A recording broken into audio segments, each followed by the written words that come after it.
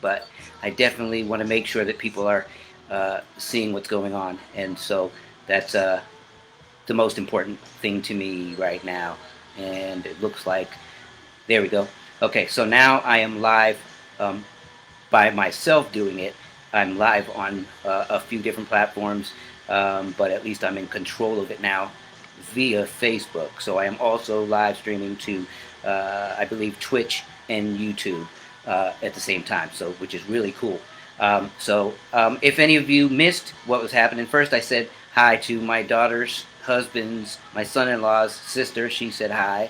Um, and so that was pretty neat. Hopefully she's coming back, and hopefully many folks are tuning in today.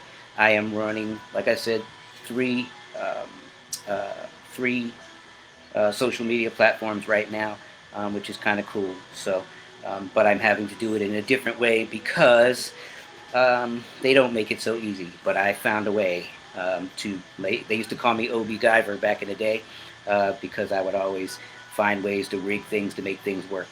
So it's pretty neat. But anyways, so let me start out again like I always do. Food for action. Mission of Food for Action. Mission statement is I and we acknowledge, and that means I and we, anybody who takes part in this conversation, either at the time it's happening, or if you engage later on in the threads, or if you engage later on watching YouTube, so on, and engage with other people and have conversations about the streams and the topics. That all of us will acknowledge and express the racial divide, racism, oppression, exploitation, systemic racism, violence against black women, black men, and black youth in America, the United States, and all over the world.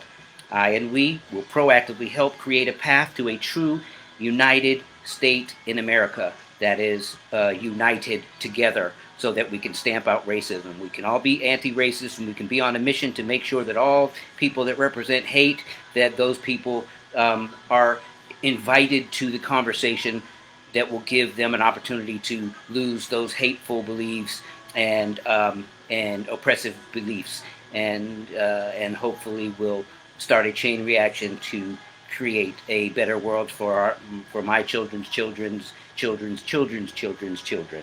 So um, that would be very awesome.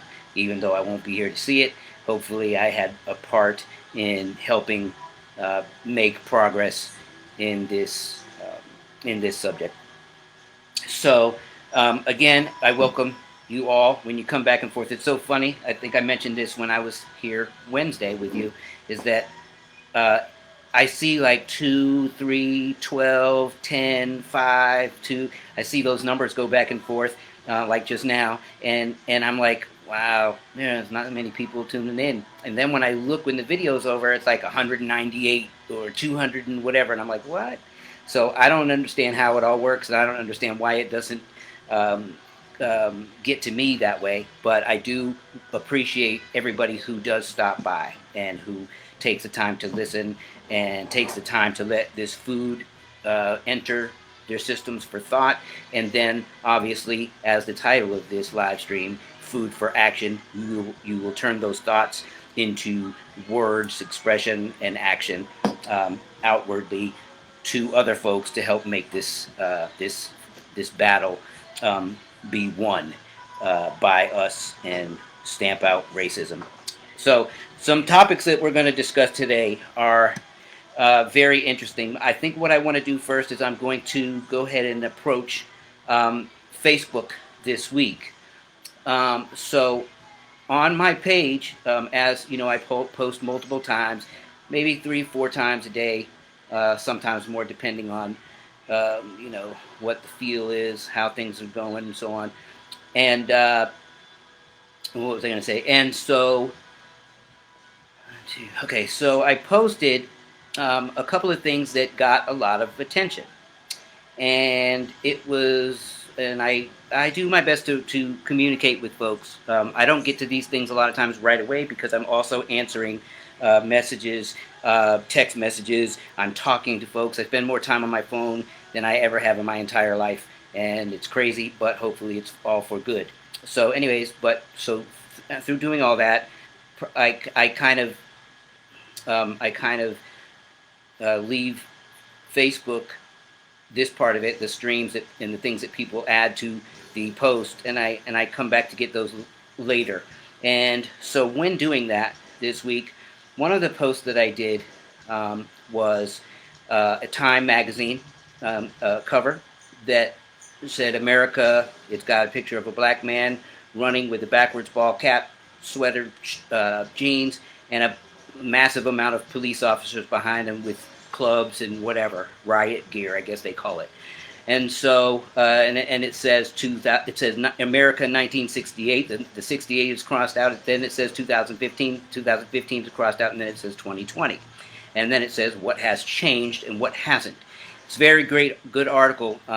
Some things that I would love to see in there more and more descriptive, but at least they did a a decent job, at least coming to the table with the topic. And I got a bunch of comments from this. And so I want to start, let's see. Yeah, let's start with Paige Christopher Craig. Now, all the people that I'm mentioning, let me already tell you that I did reach out to each one of them. And if you look at my page, you will see that I reached out to them and I told them, and I offered different comments. And then I also invited them all to come on here live and express what their opinions are, because, like I said, all opinions are invaluable for one reason or another. They're invaluable so that we understand how to communicate. They're invaluable so that we understand what's on people's minds, their experiences, their thoughts, their beliefs, their opinions, so on. And so we want to know those things so that we can understand. We can find the similarities and we can find the differences, and we can find ways to bridge those gaps and point people in a more loving direction and a more understanding, first and foremost, direction. Because if you don't understand the walk of a black person in this world, if you don't understand the road that a black person walks, because you're not making that walk yourself. By the way, for anybody who tries to say it, it's impossible to just watch somebody or just talk to somebody and think that you have it figured out, or watch Fox News and think that you have it figured out. You cannot know a black person's walk unless you are enduring the walk yourself. Very important for people to understand, because I get these kind of comments, and at this point they don't baffle me anymore. I just want more people to talk to these people. So me and Paige Christopher, we have a couple hundred friends in common. Let me give you the spelling of her name. It is Paige, Christopher as in the common name, but sometimes it's a last name, I guess, so it might have been her maiden name. Christopher, last name Craig, Craig. She says to me, in response to that post of the Time magazine cover, she said, God loves his creation no matter what the color. We are all humans made in his likeness. Jesus was Middle Eastern and therefore not white. Then she says, who cares? I'm referred to as red skin. I couldn't care less. I'm comfortable in my skin. People need to get over it. So again, and if you look at the picture of Paige Christopher Craig, she doesn't look like she's black, or she doesn't look like she's brown skinned. People have their own perceptions, and I don't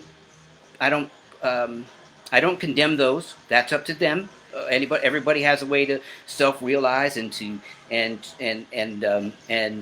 the way that they perceive themselves or have built themselves up to be, and so that's up to them. But you cannot come to the table when a black person posts something that is serious and true to his or her life, and they tell you, and they're talking about racism and how it's affected them, and then they take the time to show you in how many ways, as I do, and I post so many things that just spell it out in every single type of way. Humorous ways, anecdotal ways. I give facts. I provide resources. I give you articles. I give you pictures. I give you names. I give you, if you name it, I find a way to give it to you. And so you cannot come back as a white person. You cannot come to me and then say, First, tell me about Jesus is awesome, because I know about Jesus. I've been in ministry for 30 years almost, and so I understand what Jesus does. But he also instructs us all on missions. He gives us gifts and blessings, and when we tap into them, he allows us to give those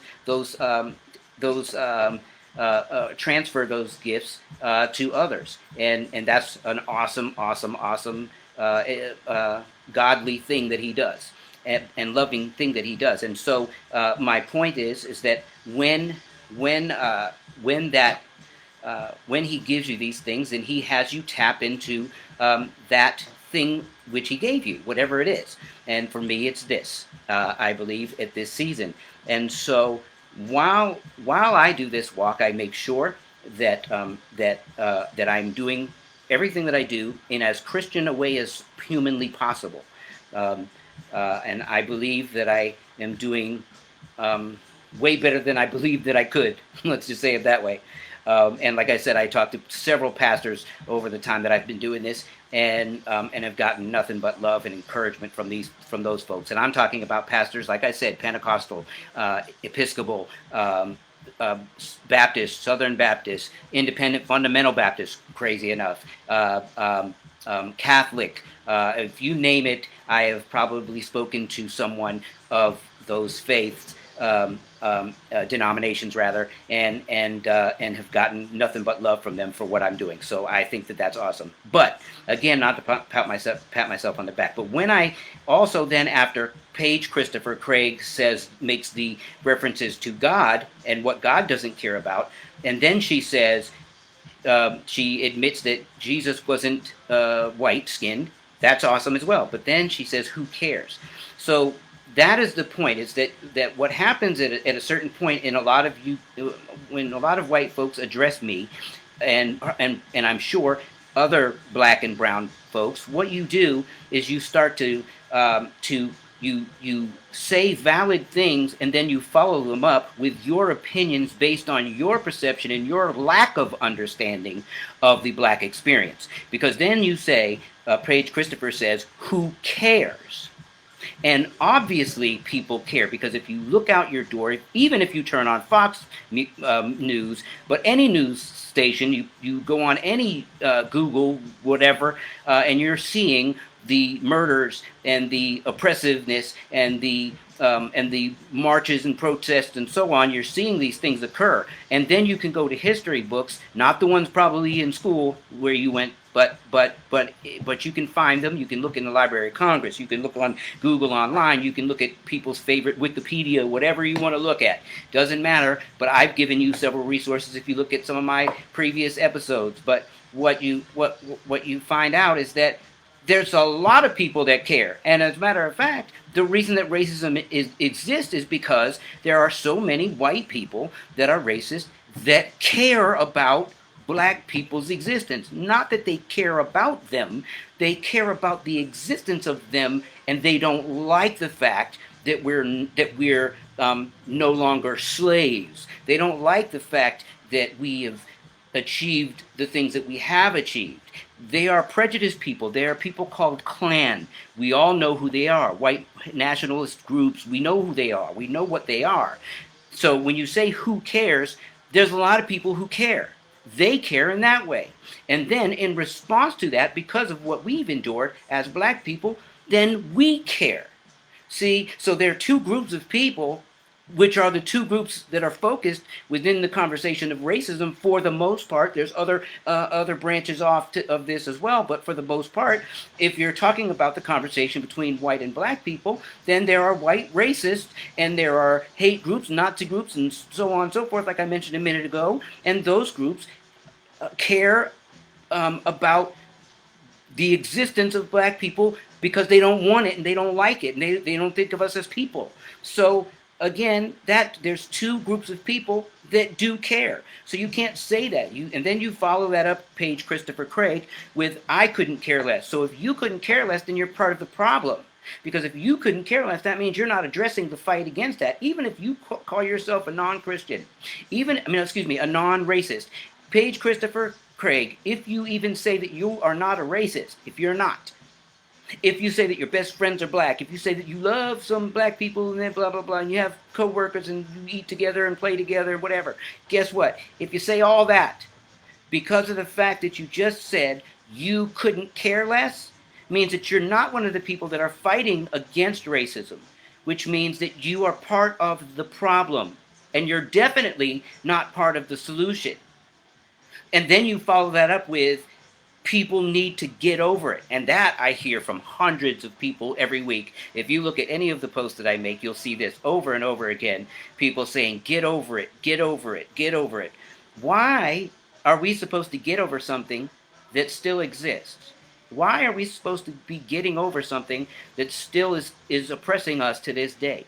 Why are we supposed to be getting over something that we are still dying from every day? Why are we supposed to be getting over something that stops us from achieving in certain businesses and certain systems that we should be able to achieve and have seats at the table in? Why are we supposed to get over that? That is a question. Why are we supposed to get over racial profiling? Why are we supposed to get over random police stops where for no reason, and we end up in volatile, violent, and sometimes life-ending situations? Why are we supposed to get over this? This that is happening this very day. Why are we supposed to get over it, and how? Please tell me. So, Paige, Christopher Craig, I hope that you're tuning in. I hope that when you tune in, you will jump in the conversation and answer those questions for me. That would be so awesome. Okay, so again, that's the end of Paige Christopher's conversation. And again, I'm sorry if that sounds harsh, but I live this. And so because I live this, I have to speak to this. And again, as you notice, I do put facts in so then you can understand, and you can go back and talk to whoever. And if you would like to talk about it with me and go back and forth about if my stats are right and whatever, then we can go through that too. I do a lot of work about this, research about this all week long.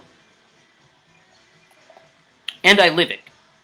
Okay, now, then I go on to, let's see, then a Ted Luckadoo.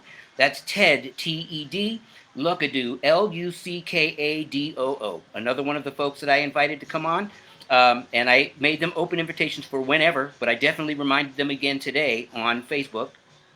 This person answers her by saying, gotta get out of the past if you ever want to move forward. I know race baiting is profitable, but damn. So we have another person coming to the table saying we have to get over it to get past it. No, sir. We don't have to get over it to get past it. You, my friend, you who belong to the white privileged race, you must get over yourself, address this real state, this real ongoing situation in America called racism. You must acknowledge that and see where it came from, understand the origin of it, acknowledge it, take hold of it, learn about it, and then love on some black people for what they've had to endure and what we still endure today. It is not profitable whatsoever. I don't make a dime doing this. Please tell me where it's profitable. Let me know. And I trust me, I might share the wealth. Who knows? Okay, so let's see. Yeah. So anyway, so this goes on for so long with this post, and so I finally went back to all of them and told them. I said, Paige, Christopher, Craig, Randy, Keberlin. He's another person who took plate and said some of the same crap. Ted Luckadoo, Jason Neufeld, and Teresa Christensen, John Hook, and Wes Sims. And a couple of those people are good friends of mine, and I don't understand how they have these positions now. But and I tell them that I'm going to talk about this and invite you all to come join me live Sunday at 7 p.m. You can say whatever you believe about racism, systemic racism in America, whatever your experiences are with racism, whatever your opinions are about racism in America, and you can say them live. And so on, and I was not, thank them for their opinions and blah blah blah. So that all happened from that, and then so a few posts later, then I get this. So I posted something that I thought was a very interesting thing because people say, every time we say Black Lives Matter, you always have somebody come to the table that says all lives matter, or they do Blue Lives Matter. And I made a couple of posts with some different things to explain some of the terminology that explains why people do those things. But I found this thing. It's an American history quiz, and I posted this a couple days later. That says it has 5 questions.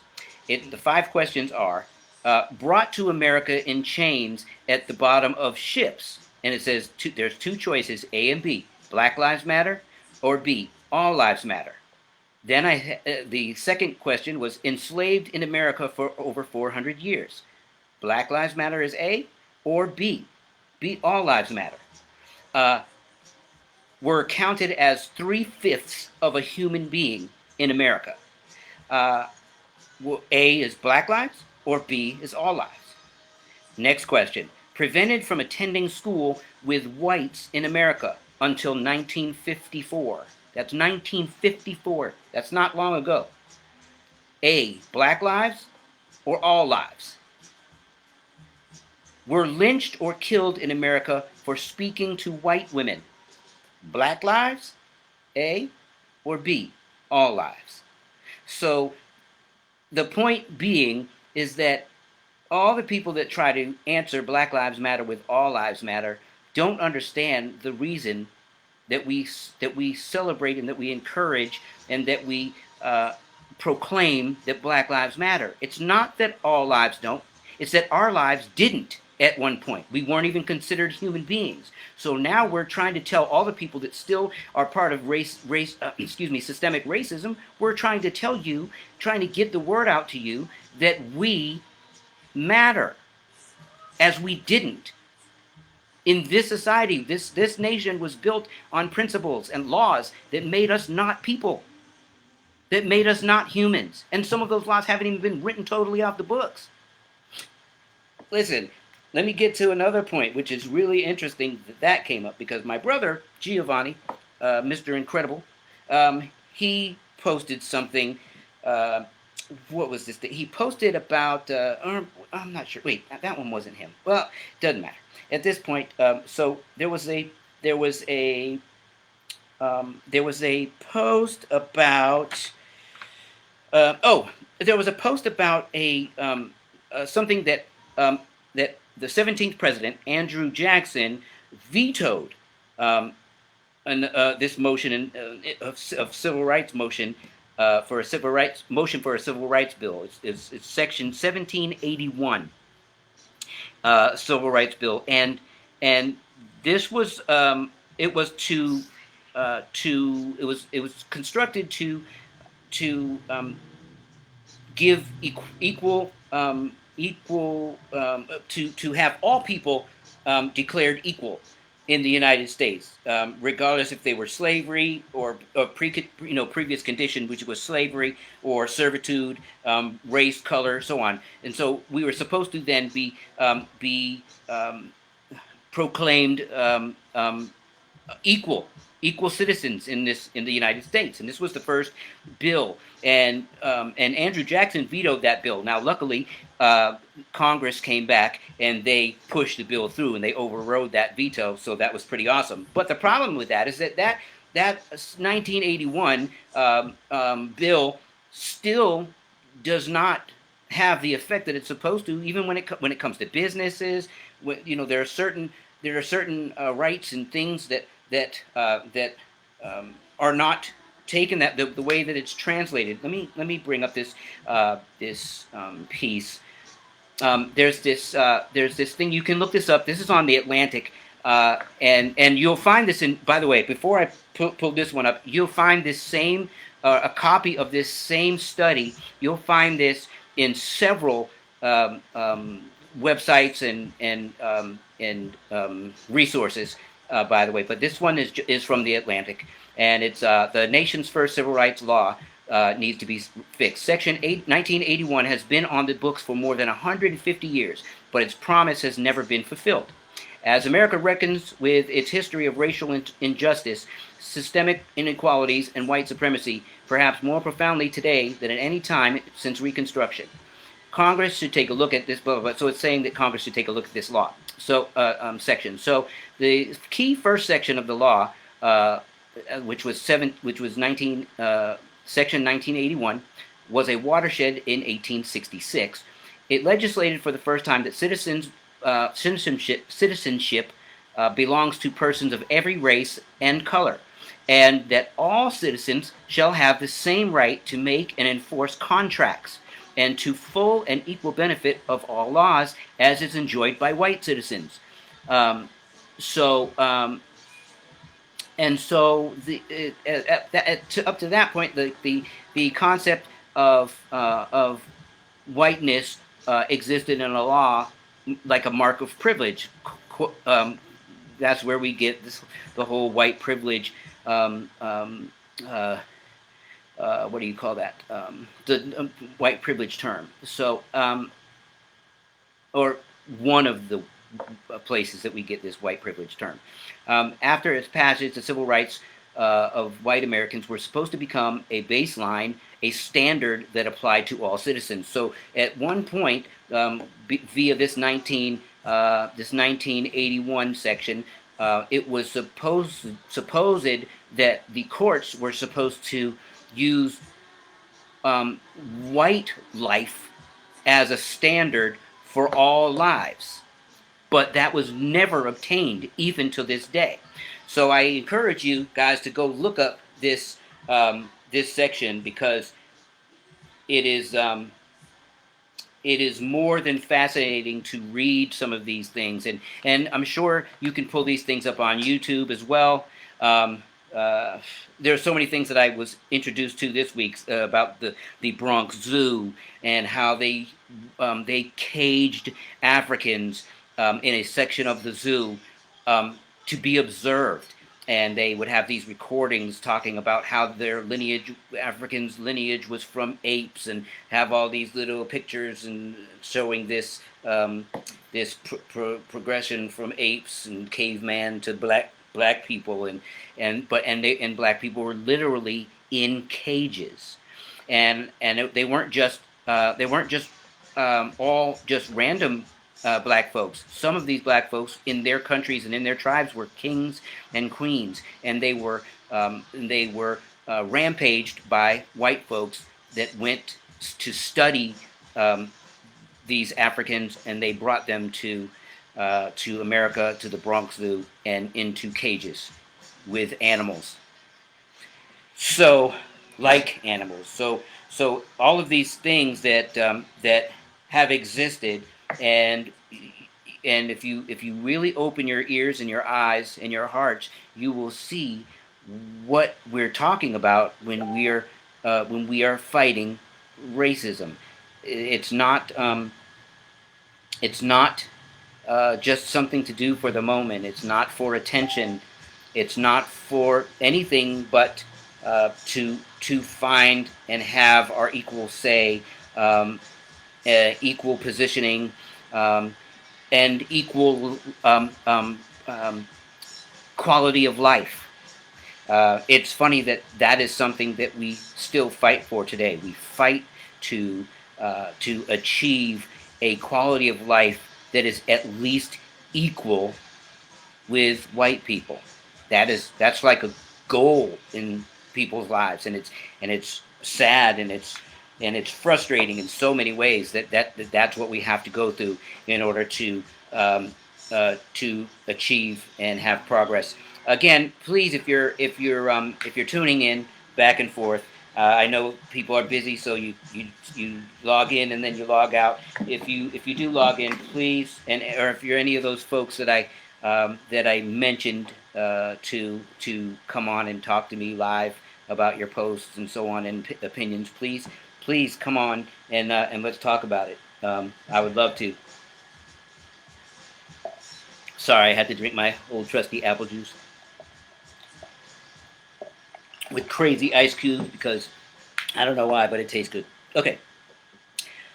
So So yeah, so those are some of the first things that I wanted to address because you know the I wanted to people to understand that there is proof that you can find that points out the systemic racism that exists, and a lot of people again constantly try to deny its existence, and it's there. There's so many ways to find out.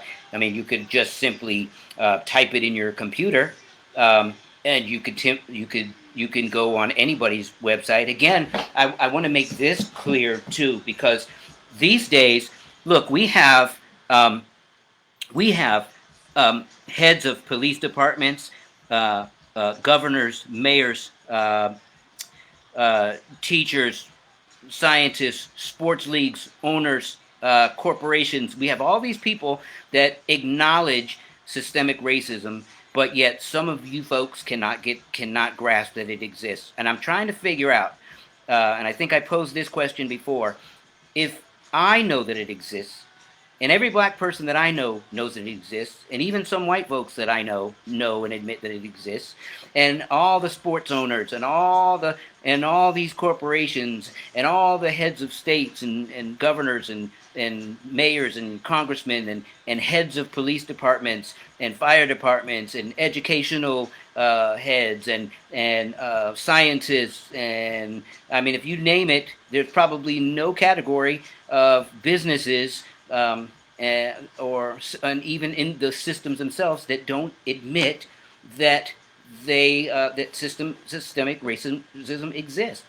There are only some white folks out here who you can't get it yet. You don't understand it, and unfortunately, I don't blame you 100% because you do have somebody who sits at the biggest seat in the country um, who perpetrates it himself, and yet he still and tries to deny it. So he's actively carrying out the agenda of systemic racism, but at the same time tries to deny it. And there are so many white folks out here who follow him, and because of that, it just hurts the country more. And so all of that is crazy sad to me. And I can't even count the crying days and the crying nights. Even a lot of times when I read some of the things that people post, and even put in the stems after addressing them and being very calm and productive, and with the way that I address their post, even when they're being mean and nasty and hateful, I take the high road, the godly road, and respond in positive ways. And even after that, there are nights where I just cry because I it still baffles me why why so many white people are in denial of racism and of systemic racism.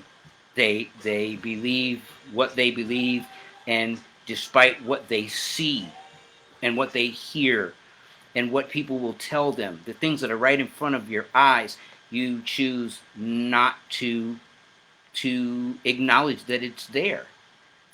It's almost like it's almost like if if a Klan person came up to you and literally told you that they were that and how many followers they have and how many people are under them and what they do, you still wouldn't listen, as long as that guy in the office that's oval, as long as he says that it doesn't exist, you'll just deny it too. And that's very sad. And I have to tell you, this is what I know. I believe that because I am a Christian man, I believe that all of us who become Christians and we ask God into our lives, into our hearts, and for forgiveness of our sins, when we do that, then I believe that He forgives us. That is His promise to us. And there's many more promises, but that is one first and foremost promise, that He is our Father and He will take care of us and love us till the end of our lives. And so when we get to heaven, we're also going to stand before Him in judgment. And I believe this. This is just personal. Maybe it's just to make me feel better. I don't know. But I believe that when I get to heaven, I'm going to see a bunch of different housing sections, just like here on earth. They're gonna be in heaven, and there's gonna be like gold wings, and then there's gonna be like silver wings, and there's gonna be like plastic wings, because he's not going to forsake you, but you're not going to have as much gold as the next person, and your streets might not be as gold, might be a little dirty and scuffy, and might be 10 carat instead of 14 carat or 24 carat. That's just me, and maybe that's just my humorous take on it. But I have to believe that if we claim to be Christians, or whatever you believe, your religious belief may be, I have to believe that if hate is a part of the way you live, if oppression is the part of the way that you exist and what you emit to and impose on other people, I have to believe that God ain't giving you high fives for that anywhere. People who deny that they subscribe to racist things, but yet they actually do in action, or people that don't help us fight racism. I believe that if they don't fight in some way, help us fight in some way, um, and they're just straddling the fence, I believe that there's a different row of houses for folks that didn't do any works, because works are part of this whole thing. So, and not that I want anything less for anybody. That's why I do this, because I want everybody to be like gold wings and platinum wings and all. I want it to be awesome for everybody, on this earth and in heaven. The problem is that if we don't get a grip on what is occurring in this world and in this country today, we don't acknowledge it and we don't correct these things, then there's going to be a lacking of things for people. There's going to be a lacking of it's just what I know. And like I said, I've been in ministry for a long time, and nobody can tell me different. You just can't. If you are a child of God and you sit around and you discount racist things because they exist, and you don't address them, you don't help your fellow man, I just have to believe that that's probably not a good position to take in God's eyes. I pretty much believe that if God sees you not standing up for one of his children, that would be me and any other black folk, black or brown folk. If you're not standing up for us and helping us in times of need, in times of pain, in times of hurt and destruction and oppression, if you're not standing up with us in some way, whatever way that you're capable of, whatever gift God gave you to help you do it, I have to believe that you're not getting a high five for that. I don't know what you'll get. I'm not sure how that works. That's between you and God, obviously, at the end when you get to the pearly gates, if that's where you're going. So, anyways, moving on. So I wanted to address this other thing. There's a subject, and this is called food for action. And I wasn't being funny. This is what this is. The show is called Food for Action. It is a conversation about racism in America and all over the world, and we are here to hopefully come to an understanding of things, all things, I'll call it all things racist, racism, anti-racist, and cures to racism, fights against racism, ways to squash, explode, blow up, kill racism, to get rid of racism, however you want to say it. And so this is the platform that God put on my heart to do. And I get so many people that make comments. I remember I spoke about this earlier about the just get over it thing. Well, then I also have this certain amount of folk that seem to always want to tell me what I should be speaking about and how I should speak it. Let me clarify. I told everybody, and I tell everybody, I invite you to come on this platform and have your say, whether you're typing it or talking with me live. This is something that I encourage. I want everybody to be involved in this conversation. As many people as I can touch, as many people God allows, I want that to happen. But at the same token, I'm giving you freedom to express what you want to express. And God put it in my heart to open up this platform, this specific avenue right here called Food for Action. It is in no way anybody's right to try to impose on me what I'm supposed to be expressing. You can express what you want to express. You can't come on here talking about skateboarding because this ain't a skateboarding outlet. I mean, if you want to say it in a text somewhere or whatever, one of my daughter's brother, he skateboards. Okay, cool. I might be able to respond to it at some point. But in no way, shape, or form, I get all these people that like to tell me, oh, that's not what you should be talking about. You should be saying this. What? When and where and who gave you that seat? I don't even know what that seat is called, to tell me or anybody else who hosts a site, whether it's positive or negative, what gives you that authority to tell me what I'm supposed to be saying or how I'm supposed to be delivering the messages that God gives me, the topics that I'm given, the topics that I'm led to talk about? Why is anybody trying to dictate what I'm supposed to say? I'm confused by that, because anytime somebody does that, I offer them, if they have a differing view or a differing opinion, I offer you to come on this platform and say what you want to say. And a few people have taken me up on it, and I have a bunch of guests that are coming on, but I'm talking about just regular conversation, just like how people on radio talk shows and whatever, they open up the lines for people to come on and say something and ask questions or whatever. I encourage that same thing.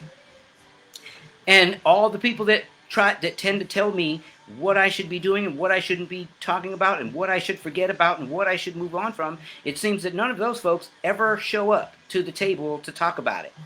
They want to say these little comments and snide remarks, nasty things and whatever. They want to type them on Facebook, and then I don't ever get them coming to the table accepting the offer to come talk.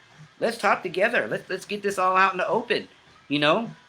Trust me, I'm going to say your names, who we are, and who's saying these things. So you might as well come on here, talk to me. Let's get it out in the open. Let's figure it out. Let's talk together. Maybe you have a perfectly great reason why you feel what you feel. Well, let me hear it. Please do. But if you don't have that, if you're one of these people that is just regurgitating other people's thoughts, if you're one of these people that is just sitting in some authority judgment seat that you proclaimed yourself to have, then and you want to tell somebody else, or you're the holier than thou folk that want to tell me, that want to put 19 scriptures on my page, even though I probably know them better than you. Maybe, I don't know. That's not a competition. I'm sorry about that, but maybe I do. And you want to tell me all those things, and tell me how you need to pray for me, and I need to be healed of this and that and the other, when I'm out here doing something positive, when I'm out here trying to stop people from hurting and stop people from making other people hurt. I'm here doing that, and all you're doing is sitting there telling me what I shouldn't talk about. Hold on, let me pause, because I don't understand who gave you that position. Who gave you the authority to, because I'm sitting here trying to talk against racism, because I'm here trying to teach people things about where racism came from and how it has found a foundation that created systemic racism through the years up till now, still happening. And because I'm sitting here and I'm trying to express these things, and you, lonely person, and I don't mean that as you're lonely, I mean one person comes on the chat part, and you're going to tell me what I shouldn't talk about, and that I should get over racism, and that how am I going to get over something that people are doing to me? Please tell me that. There's hundreds, millions of black people in the world. We're supposed to get over something that is done to us on a constant basis, that is literally done daily, that is in the laws, the fabric of the laws of this country, as part of this nation, and it's in the national anthem, third stanza, and I'm supposed to sit here and listen to you tell me that I should get over it. That according to you, white person that is telling me this, because it's never a black person. There's no black people who told me get over it. There's no brown people that told me get over it. There's none of that.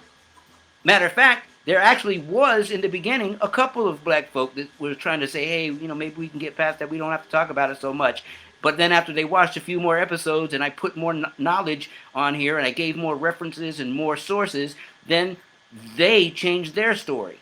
So I'm trying to figure out uh, who gave the authority to I don't know, because there's always a couple of white folks that seem to find their way to the page or to the posts, and they have this thing that says they're allowed to tell me I shouldn't be talking about it and I should get over it. They don't suffer from this. They don't have to endure it. They didn't have the life that I had. They didn't have to walk in any black person's skin and endure the oppressive things.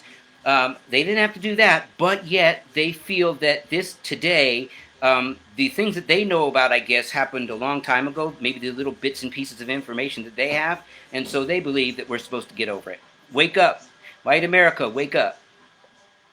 It's not what's going on here. Racism is in full effect in this country. It is being practiced on a daily basis. Again, it is part of the fabric of this country. That is sad. There are other countries that are considered less than America that don't have that set of morals, that have that set of laws, that set of principles, and I'm trying to figure out, why are people proud of that? I love America, and I love white people, and I love black people, and I love every person that God created. I love all people, but all people don't love me. And I don't mean me as in me the person. I don't mean me as in Obi. Not this me. I'm talking about black me and the other black folk. Everybody doesn't love black people. Everybody doesn't share. I don't know. Share the experience. Look, it can be put any way that you'd like to put it.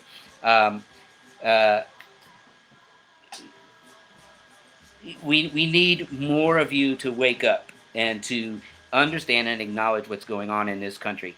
There are massive amounts of protesters still protesting in this country.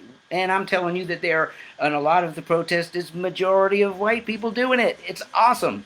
There are young white people out there just doing it. And some other folks old like me. But for the most part, there's this new generation of white youngsters that are out there, and they're kicking it with black folk, and they're standing up for us, and they want this racism thing to go away. But then there's the other people that are sitting there just acting like none of it matters. And you're calling other black people your friends. Yet you're acting like racism doesn't matter and we should forget about it and get over it. Shame on you. Shame on you. Anyways, so like I said, so I go through these moments where I get saddened because those are the stances that some people take, and it doesn't surprise me anymore, but it really it mystifies me of how anybody can continue with that outlook. Hold on a second. I think I have a comment from somebody. Let's see. About an hour ago. Oh no, I can't do that. Okay, it'll end the video. All right. So, anyways, yeah. So I really need, I'm just praying and hoping that through this platform that people will take this thing seriously. Really start learning about it. Have some talks with some black folk that you work with, or that you know, or that you live near. Everybody has to know somebody that's black or brown.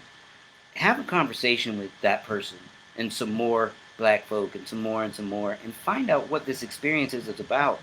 And you'll see that the common struggle exists, even even there's even folks that are staunch Republicans, and they black folks, and they still know that this thing exists. There's nobody that can deny that it exists. Yet some people still do, and usually they are in white skin, and that is sad. And I look forward to a day where that doesn't have to be pointed out. That would be incredibly amazing, because I want to be part of that. I want to be part of that conversation. Let me see something. Okay, what did I get? Oh, here. So after the invite that I reminded Teresa Christensen about today, or Therese, I think it's Therese, Christensen, Kristiansen. It says, Obi, I would love to, but I see no point in having a conversation including those who use memes and other altered media for the basis of their point of view. I only have time for serious exchange of ideas. I trust you understand, which is so sad, because I'm going to address her right now, because I'm I always use I don't use any memes, and I'm always using facts and figures and stats that exist in many platforms so that they can be checked and double checked. And I also live this life. So hold on one second, because I'm going to address her.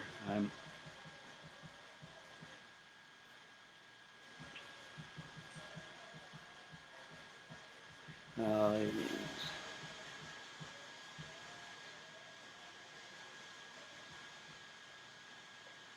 yeah. So people.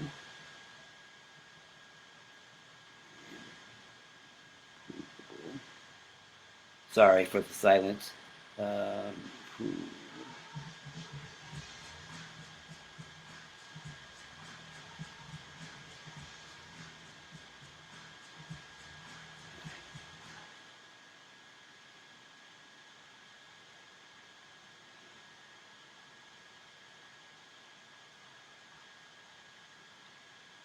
So yeah, so I just responded to her. Hopefully she will answer that. Oh, I should have told her that I'm still on,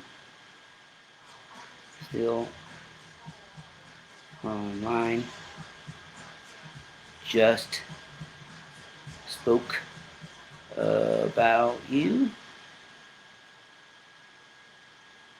Let's talk now. And then I use my little symbols that I love. My peace and whoops, my peace and love and all that.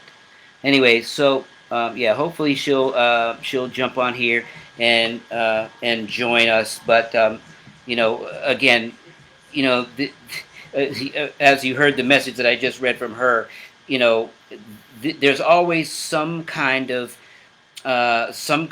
excuse. She in that thing where she was part of that conversation that I read to you earlier. There was only memes and things that were there were the memes from the hateful people that are trying to deny racism and speak negative things. Those are the only people using the memes and the whatever stuff that she's talking about. There were no positive people, no people that are trying to join the fight against racism, that were using memes or anything. They were speaking their experience, and just as she has the right to do. And again, the only people that were doing the memes and the nasty talk were the those other folks that I mentioned earlier. So again, that is, I guess, how some people do things. I guess they don't want to. They don't want to keep it. I don't know. I don't know. It's sad, but maybe that will change one day. I see a bunch of people coming in. I haven't gotten any comments yet, so I guess nobody is in a talking mood today. So that I wish. I hope at least whatever that some of this stuff is doing some good. um, and giving you food that you can express with other folks. You know, uh, this racism thing is definitely in existence, and um, I want to let you know that one of the things that's going to happen um, starting Wednesday, uh, every every show for as many weeks as I can, I'm going to add a section of the show where we talk about, and I will post some things earlier. But I thought of this thing from a friend on Instagram who follows me, and they run an organization, and so. But anyways, I'm going to, and I'll speak about them then as well. But I'm going to um, have a little section that where I speak about, and you can join in that conversation as well. But I'll be speaking about one of the many Black lives that we've lost to police violence. And again, let me reiterate that I do not hate the police. Um, I don't want anything wrong to happen to police. Well, but there is an element that the police department even admits, and all departments admit that exists, that has um, racist leanings, and they put that out physically in most times, um, and a lot of times it ends in the loss of life, the murder or death of a black person, a black man, woman, black woman, or black youth. And so, starting Wednesday, each show, I'm going to take a little bit of time out to remember, um, focus on, talk about the situations that surrounded the death, murder, loss of life of of um, of one of our youth, black youth. Um, so I want you guys to definitely tune into that. If you don't get to come to the actual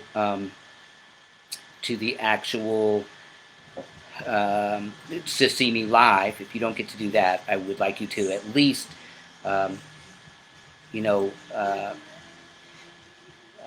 go back and look later and see if you missed any. If you missed the show, go back and look at that, because I will focus on one of the many black lives that we've lost in this country to senseless police violence.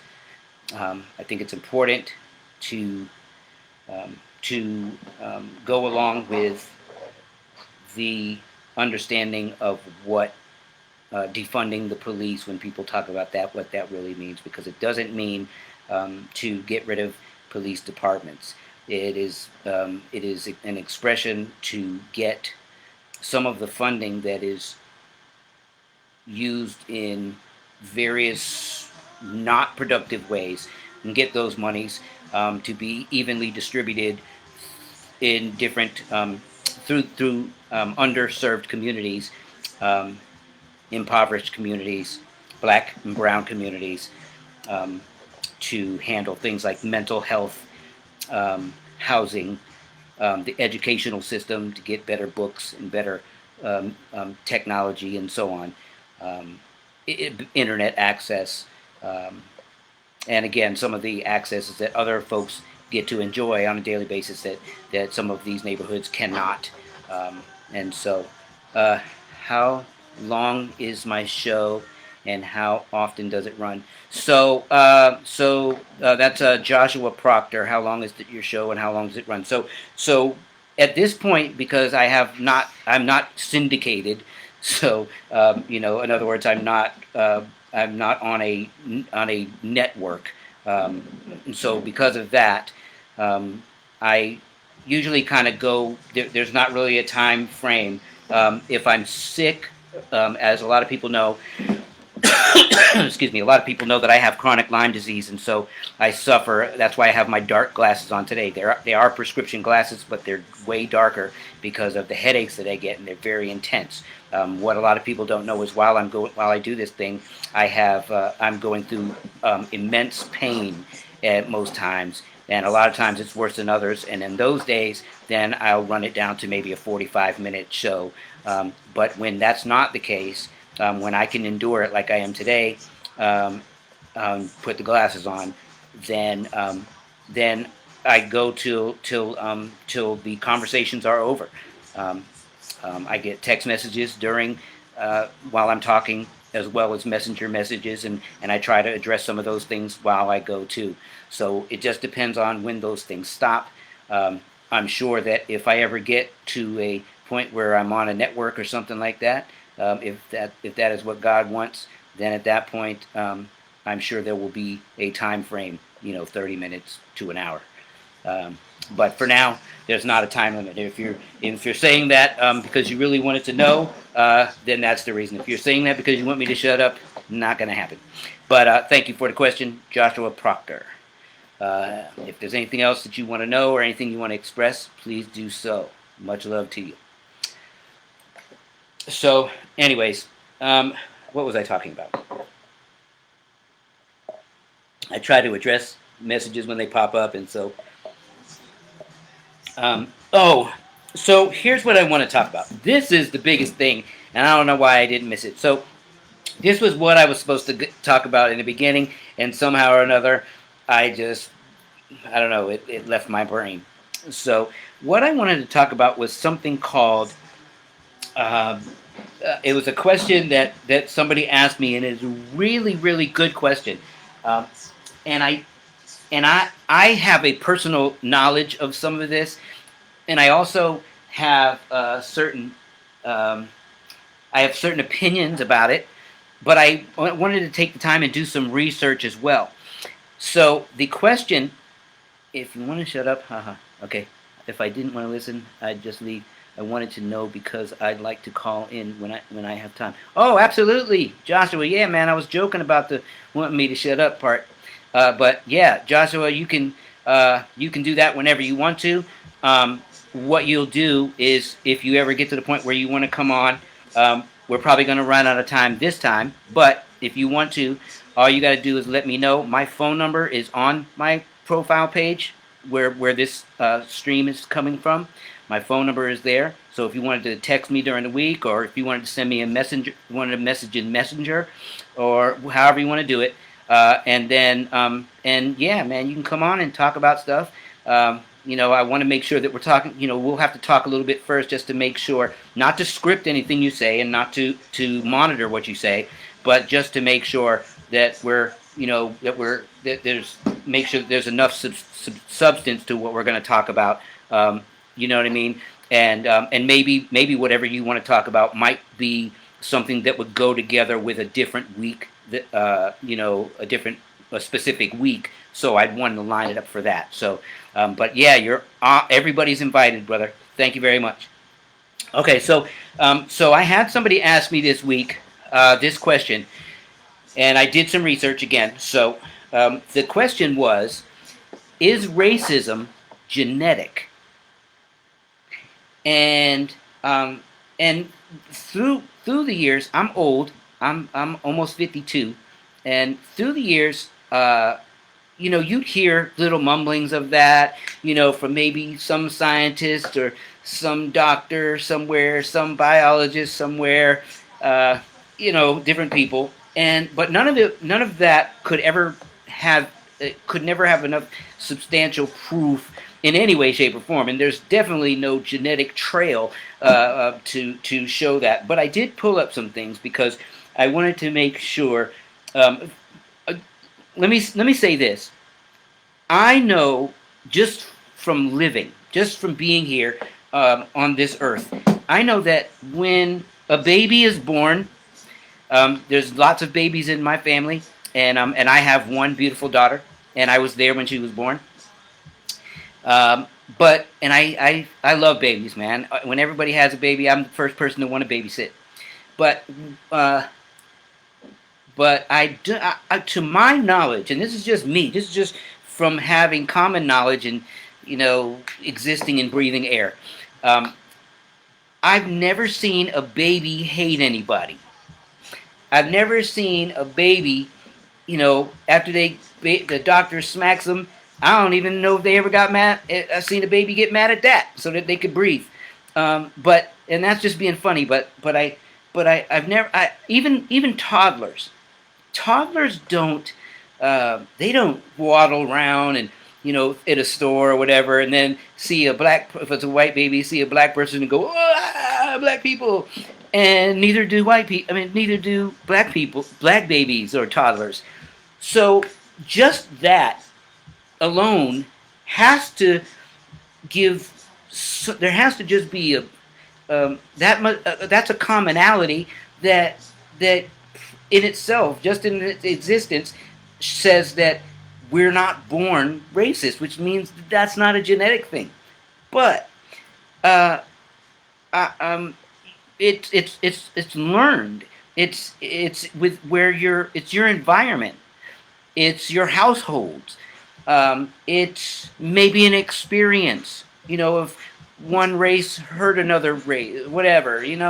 It's something like that, or maybe somebody told you scary stories about a certain race or color of people, or there used to be TV shows where the black always was, the villain was always wearing black and the good guy always wore white. And so there's things that were imposed into media and into books, comic books, radio shows, that made the color black become a negative thing. And so in turn you would end up having people's opinions like that. So when they would finally come in contact with black folks or whatever, it would make white folks a little jumpy and edgy. And then there's always people that push those agendas, as we know so well this day. And so that's my personal understanding of to the question of is racism genetic. I couldn't imagine that anyone on this earth could provide literal proof of genealogy that there's like a racist gene like that. I mean, wow, that would be scary. Just think about all the technology these days. Can you imagine, if like there was racist, folks working in a laboratory and then they just put that gene into every baby? I mean, can you imagine that? So I just think that if it was something that was real, somebody would have tried to make use of that in a negative way by this point, because that's what evil folks and hateful folks do. They want to find ways in any way possible, and especially when you're talking about folks like the Klan, Aryan Nation folks, and so on, when they sit around and they literally want to wipe out everybody that's not white and purely white. And so when you see that, you have to believe that if there was a way to alter things through genetics, then it would have been done at this point. But let me read something, because and I went through 7 different things. This one I believe is from the National Geographic, and this was a thing. It says there's no scientific basis for race. It's a made-up label. So what we got? It says.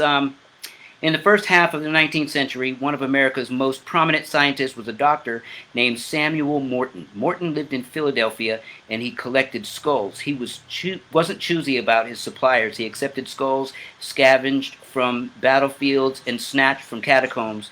One of his most famous craniums belonged to an Irishman who'd been sent as a convict to Tasmania and ultimately hanged for killing and eating other convicts. With each skull, Morton performed the same procedure. He stuffed it with pepper seeds. Later, he switched to lead shot, which he then decanted to ascertain the volume of the brain case. Morton believed that people could be divided into 5 races, and that these races represented separate acts of creation.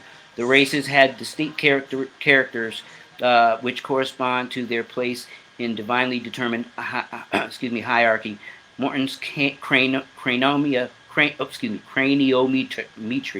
yikes, craniometry, okay, showed he claimed that whites or Caucasians were the most intelligent of the races.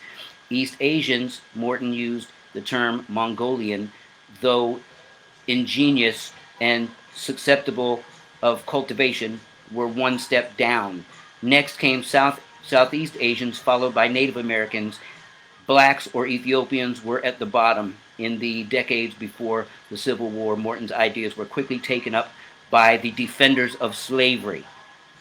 And then it goes on and on and on, but it ends up talking about how eventually there was nothing that proved that there was that genetics had any provable factors in this. It's just a bunch of scientists that are trying to dig and create reasonable doubt, I guess, maybe, to support negative things. So, pretty, pretty interesting. What the heck just happened? Oh, okay. So, anyways, yeah. So, I think I have another one that I wanted to read, and then we'll probably sign out. Oh, by the way, I wanted to say thank you to my boy. His name is Mark Cush, and he is on. He talks about some stuff. He's a little. He talks about some pertinent things dealing with racism on Instagram.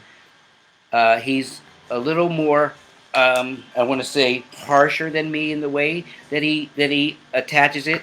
But there's definitely a lot of stuff that's truth within what he says. But I wanted to give him a shout because he constantly calls and checks out my stuff, my posts, and we've spoken on the phone and talked about a lot of things, and he really enjoys what I'm doing. So I just thought I would give him a shout out live here because he's a good dude, good intentions, and so on. So let's see. Let me see if there's this last one that I wanted to read to you, because I do want people to understand, and I would believe I would believe if I used my best mind that there probably aren't very many people out here in the world that really believe that racism is genetic. I would just have to believe that. So Wikipedia, scientific racism, sometimes termed biological racism, is a pseudoscientific belief that empirical evidence exists to support or justify racism, racial discrimination, racial inferiority, or racial superiority. Historically, scientific racism received credence throughout the scientific community, but is no longer considered scientific. Scientific racism employs anthropology, notably physical anthropology, anthropometry, I don't know how to say that word, but it's all relative, and other disciplines or pseudo-disciplines in proposing anthropological typologies supporting the classification of humans and human populations into physically discrete human races, some of which might be asserted to be superior or inferior to others. Scientific racism was common during the period from the 1600s to the end of the World War. Since the second half of the 20th century, scientific racism has been criticized as obsolete and discredited, yet has persistently been used to support or validate racist worldviews based on belief in the existence and significance of racial categories and hierarchy of superior and inferior races. So that you can just Google and see without even doing any elbow work. So I just wanted to address that. I would have to believe at the end of the day that there literally is no such thing as genetic racism. So I thank you guys for taking part today. Love you guys. Um, I'm going to have a couple people on next week, planned guests, people that are going to join in Wednesday and Sunday. And again, if any of the people who I've called out, if you ever want to show up, I'm be more than happy to have you as guests on here as well, and we can chop it up. We can talk about whatever you want to talk about, and so that we can all come to an understanding. Again, that is the mission. The mission is to address white racism and systemic racism in society against black and brown people, and which I am one. So we're going to continue this conversation until the cure is made or until I lose my breath and there is no more. So until the next time, I love you guys. Take care of yourselves. Be safe out there. Wear your masks if you're going to be around people. And take care of each other. Love each other, man. It's important. And stand up and be an anti-racist. And don't forget to vote. Get yourselves ready. If you need to file for absentee ballots or whatever you need to do, get yourself ready way ahead of time. Get it done. I posted that I already sent mine in. I posted me filling out mine. So let's get it done. And let's get that vote happening this November, okay? Or before, if you can send in your absentee. All right? So until then, love you guys. Take care of each other. Same black time, same black channel. See you Wednesday.